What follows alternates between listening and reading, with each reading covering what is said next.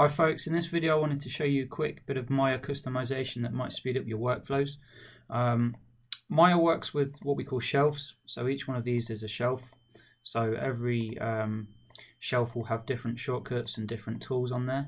You can set up your own shelves very quickly and very easily in Maya.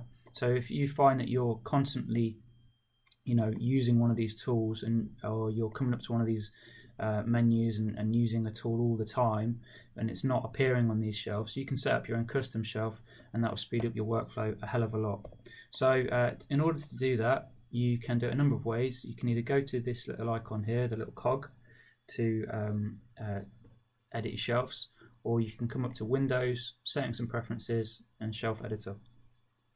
So within the shelf editor, you can see you've got all your different shelves and they've got all the tools that are in there.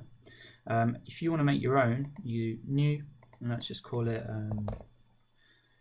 I don't know, your name or example or whatever you want to call it. Hit enter and then save all shelves. And you can see that I've got my own shelf now. If you want to reorder that and put it at the front, let's go back to shelf editor. And if you move this, you can see you can move it to wherever you want. So let's do that. So now my own custom shelf is the very first thing in Maya. Now one of the tools that I use a lot is center pivot, reset transformations, all of these kind of tools here.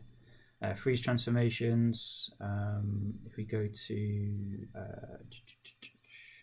modify, center pivot, these are things that I use a lot and there's not usually a quick shortcut to those. So in order to start putting things on your shelf, it's very easy. You just make sure you've got your shelf open and then find the tool that you want to add. So let's say I want to do center pivot. If you hold down Control, Shift and click on it, it will just add it to your shelf. So let's add that. Let's add reset transformations, freeze transformations. Let's just go to something else. Maybe I want to have bridge on there because I use that a fair bit.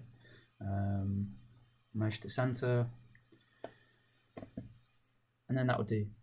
So very easy. So now I can use these shortcuts, and you see that if I move my pivot about and I want to center it, I can quickly click on that and it centers my pivot. If I want to reset my transformations, I can do that. So if I was going to then export that to Unity, I've got my pivot point right at the bottom, so it will sit nicely on the grid.